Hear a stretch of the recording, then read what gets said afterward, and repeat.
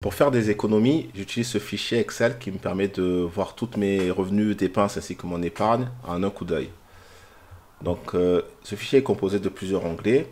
Le premier, la configuration, nous permet de rentrer toutes nos dépenses. Toutes nos différentes dépenses, c'est entièrement personnalisable. Les différentes sources de revenus, on peut en rajouter jusqu'à 20. Les différentes épargnes que l'on souhaite faire au cours de l'année. Et ensuite, ça, c'est des configurations inhérentes au fichier qu'il n'y a pas besoin d'être modifié. Donc, ensuite, il est composé d'un onglet revenus qui nous permettra d'inscrire tous nos revenus. Donc, on peut aussi rajouter des revenus qui sont mensuels. Donc, par exemple, pour un salaire de 2024 prévu à 2500 euros, on rajoute cette ligne-là et ça va nous permettre d'inscrire pour tous les mois de l'année ce salaire. Ensuite, pour des revenus ponctuels comme des primes exceptionnelles, on peut les rajouter dans ce tableau-ci. Pour les dépenses, c'est à peu près le même fonctionnement avec les dépenses ponctuelles qui sont à ajouter ici. Donc, tout au long de l'année, vous pouvez inscrire toutes vos dépenses ici.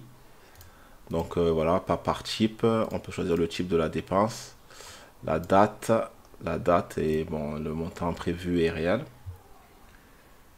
Et ensuite, comme pour le salaire, on peut rajouter des dépenses qui sont récurrentes. Donc, tout ce qui concerne le loyer, par exemple, l'abonnement à la salle de sport ou des différentes assurances. On a un nouvel onglet qui nous permet de rentrer l'épargne si on a un plan d'épargne actif, que ce soit en crypto-monnaie, en assurance vie ou un autre type. Par exemple, on veut épargner pour un voyage ou son PEA.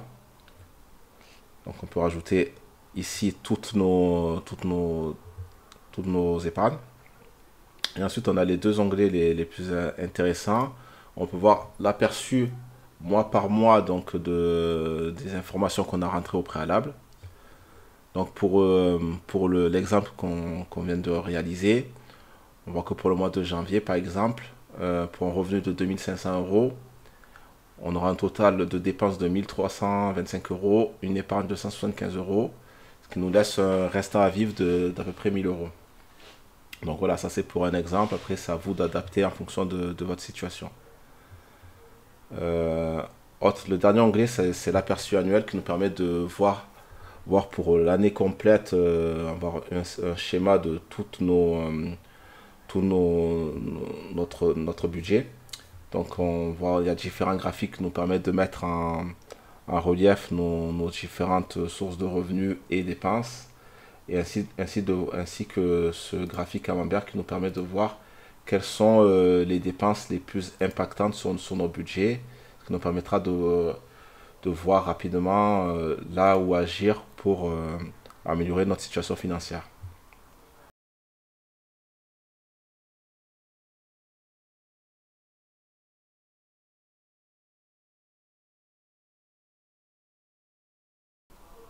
Si le fichier vous intéresse, le lien est disponible dans la description. Il est disponible sous Microsoft Excel et sur Google Sheet. À bientôt.